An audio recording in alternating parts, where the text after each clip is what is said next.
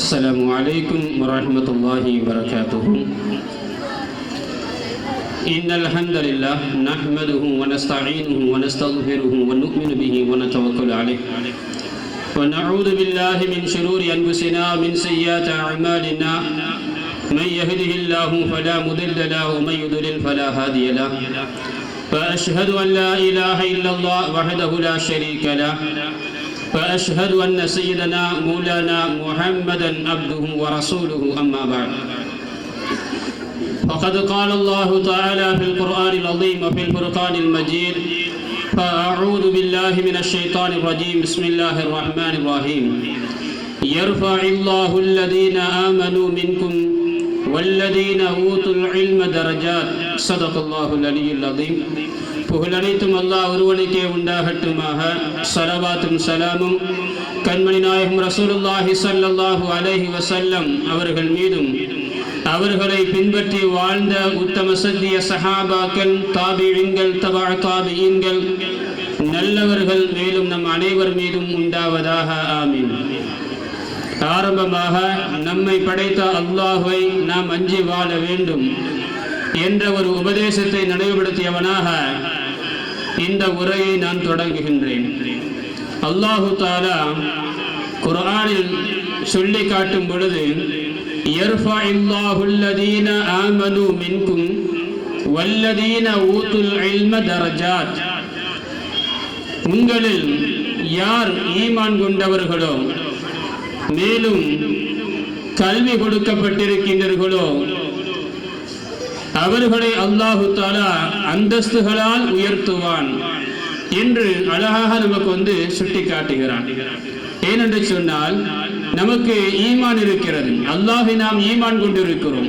எனவே அல்லாஹு தஆலா நிச்சயம் நம்மை நரகிலிருந்து பாதுகாத்து நம்மை சொர்க்கத்தில் நிச்சயமாக பிரவேசிக்க செய்வான்.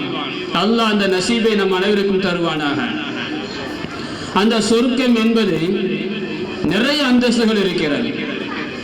ஒரு அந்தஸ்து சிலருக்கு இரண்டாவது அந்தஸ்தை அல்லாஹ் கொடுத்திருப்பான், சிலருக்கு அல்லாஹ் அதையும் தாண்டி மூன்றாவது அந்தஸ்தை அல்லாஹ் கொடுத்திருப்பான்.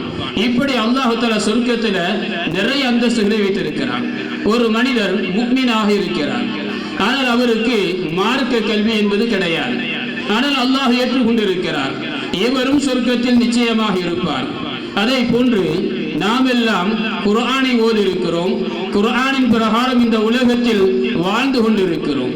இப்படி யார் இருக்கிறாரோ, மார்க்கத்தை விளங்கி அதன் பிரகாரம் யார் வாழ்ந்து கொண்டிருக்கின்றார்களோ, இந்த உலமா பெருமக்கள், இவர்கள் மற்ற குர்ஆனுடைய ஹதீஸினுடைய கல்வி இல்லாமல், ஷரியத்தினுடைய கல்வி இல்லாமல் வாழ்ந்து கொண்டிருக்கின்ற ஒரு முஃமினை போன்று சமம் கிடையாது.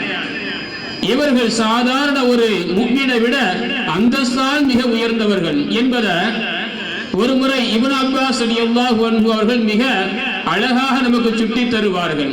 ஒரு சாதாரண ஒரு முஃமினுக்கும் ஒரு மார்க்க அறிவு பெற்ற ஆலிமாக இருக்கக்கூடிய ஒரு முஃமினுக்கு மத்தியில் அந்தஸ்துகளால் எவ்வளவு வேறுபாடு என்று சொன்னால், 700 மடங்கு அந்தஸ்தால் அவர்கள் உயர்வு பெற்றவர்கள் என்று சுட்டி தருவாங்க.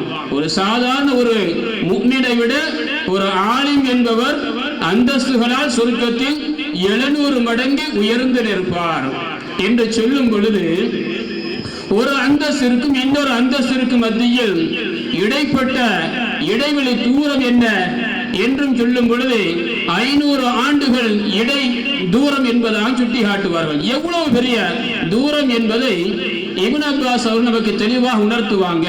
அந்த அடிப்படையில் தான் அல்லாஹ் நமக்கு ஈமானை தந்திருக்கிறான். நாளை மறுமையில் சொர்க்கத்தில் போகின்ற பொழுது ஒரு சாதாரண ஒரு தரஜாவில், ஒரு அந்தஸ்தில் நாம் இருக்காமல் இந்த மார்க்கத்தை, இந்த ஷரியத்தை, இந்த குர்ஆனை, இந்த ஹதீஸை நாம் தெளிவாக தெரிந்து அதன் பிரகாரம் வாழ்ந்து நாளை மறுமையில் அந்தஸ்தால் உயர்ந்து நிற்பார்களே, அப்படிப்பட்ட ஒரு வாக்கியம் நமக்கு கிடைக்கும். அந்த அடிப்படையில தான் நம்முடைய பிள்ளைகளை மதரசாக்களுக்கு அனுப்பியிருக்கிறோம். நம்முடைய பிள்ளைகள் குர்ஆனை ஓதுகிறார்கள்.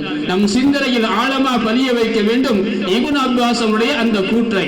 நம்முடைய பிள்ளைகள் மார்க்கத்தை படிக்கிறார்கள், நிச்சயமாக இவர்கள் ஒரு ஆலிமாக வெளியே வருகின்ற பொழுது, நாளை மறுமையில் சொர்க்கத்தில் இருக்கும் பொழுது ஒரு சாதாரண ஒரு முஃமினை விட நம் பிள்ளைகள் சொர்க்கத்தில் எங்கோ உயர்ந்து நிற்பார்கள் என்பதை எவ்வளவு அழகா நமக்கு அழகா சொல்லி தந்திருக்கிறாங்க. அந்த ஆசையோடு நம்முடைய பிள்ளைகளை மதரசாவிற்கு அனுப்பணும், மார்க்க கல்வியை படிப்பதற்கு நாம் உறுதுணையாக இருக்கணும். இன்னும் சொல்ல போனால் மார்க்க கல்வியை படிப்பது எல்லோருக்குமே ஆசையா இருக்குது.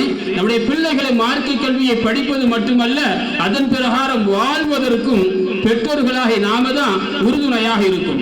எத்தனையோ பிள்ளைங்க ஆலிமாவாக பட்டம் வாங்கி இருக்கிறாங்க, முபல்லிகாவாக பட்டம் வாங்கி இருக்கிறாங்க.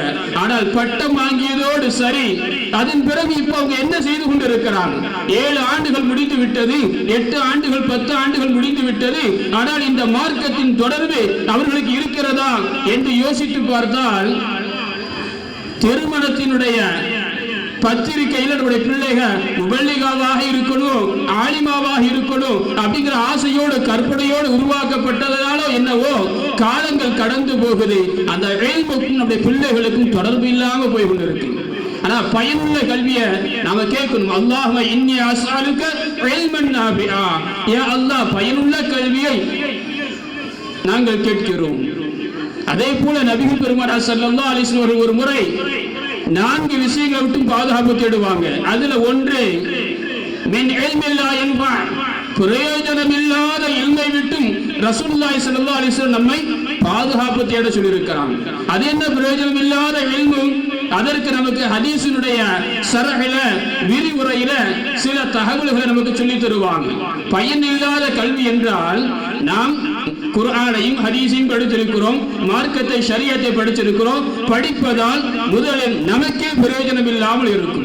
இரண்டாவது, நாம் கற்ற கல்வியால் மக்களுக்கு எந்த பிரயோஜனத்தையும் கொடுக்க முடியாமல் இருக்கும். மூன்றாவது, நாம் கற்ற கல்வியின் காரணமாக நம்முடைய ஒழுக்கம் இருக்குதா இல்லையா, அது செம்மையாக அது ஒரு காலம் உருவாகாது என்று சொல்லுவாங்க. இந்த உள்ளம் அது பரிசுத்தமடையாத ஒரு மனிதனுடைய நற்குணங்கள் அது மேம்பட்டு வளராத ஒரு நிலையில் இருக்கும் என்று சொல்லுவாங்க. அதே போல மார்க்க கல்வியை படித்திருப்பாங்க, ஆனால் அது பயனில்லாத ஒரு கல்வியாக எப்படி மாறி போனது? அவருடைய உள்ளத்தில் இறையச்சம் இல்லாமல் போய்விட்டால் அவர் கற்ற கல்வி அது பயனில்லாத ஒரு கல்வி. அதே போல மார்க்க கல்வியை படித்திருக்கிறோம், அதன் பிறகு நம்முடைய வாழ்வு இல்லை என்று சொன்னால் அது பயனில்லாத கல்வி. இந்த பயனற்ற கல்வியை விட்டும் பாதுகாப்பு தேடுவதற்கு ரசூலுல்லாஹ் நம்மை படித்திருக்கிறாங்க.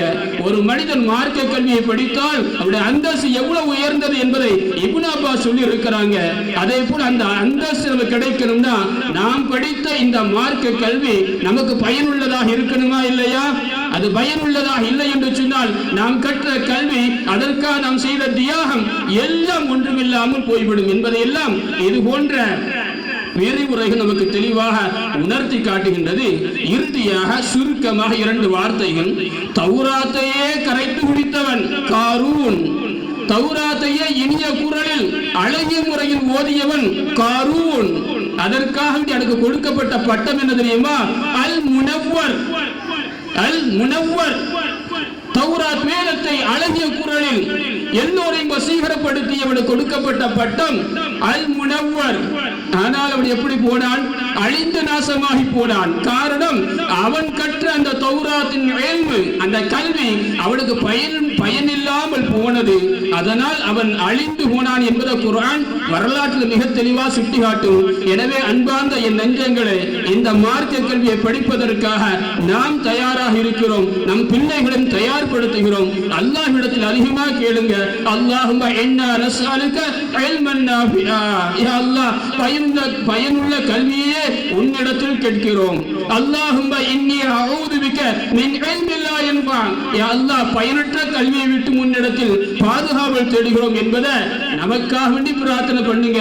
மார்க்க கல்வியை படிக்கின்ற நம்முடைய பிள்ளைகளுக்காக வேண்டியும் இது போன்ற பிரார்த்தனைகளை அதிகமாக கேளுங்கள். புரிந்து அமல் செய்யக்கூடிய ஒரு பாக்கியத்தை வல்ல ரஹ்மான் நம் அனைவருக்கும் தந்தல் புரிவானாக. ஆமீன் ஆமீன் யா ரப்பல் ஆலமீன். வ ஆகிரு தஅவானா அனில் ஹம்துலில்லாஹி ரப்பில் ஆலமீன். அஸ்ஸலாமு அலைக்கும் வ ரஹ்மத்துல்லாஹி வ பரகாத்துஹு.